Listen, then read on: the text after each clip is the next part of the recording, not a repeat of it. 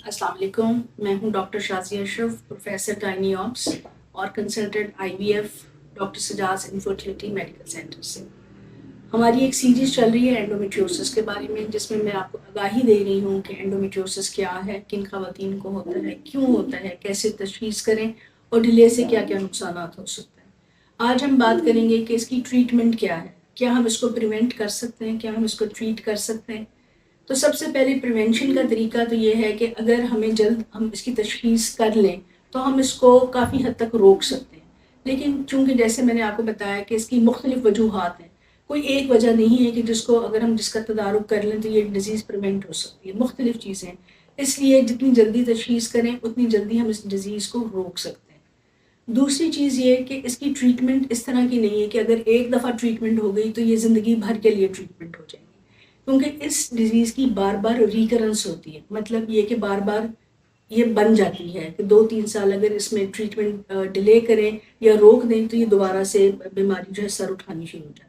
तो ट्रीटमेंट की बात है कि हम ट्रीटमेंट इसकी कैसे करें, तो अब इसको हमने अगर डिवाइड कर लें इसको 2 हिस्सों में। वो ख़वातीन जिनको बच्चों की ख्वाहिश नहीं है, सिर्फ मेन मसला ये है कि माहवारी ख़राब है, इर्रेगुलर है, ज़्यादा आती है, पेनफुल है, ऐसी ख़वातीन को जो हम ऑफ़र करते हैं वो पेन किलर्स हैं। पेन किलर्स जो हैं ये टेम्परेरी ट्रीटमेंट है, सिम्प्टोमेटिक ट्रीटमेंट है कि जब तक इस्तेमाल करेंगे दर्द से अफाका रहेगा। दूसरी चीज़ जो हम ऑफ़र करते हैं वो है हार्मोनल ट्रीटमेंट्स, जो मुख्तलिफ़ किस्म की हार्मोनल ट्रीटमेंट्स हैं। अब ये देखना पड़ेगा कि पहले ख़ातून ने कौन सी ट्रीटमेंट ऑलरेडी इस्तेमाल की है, किन से उनको फ़ायदा हुआ है, किन से नहीं हुआ।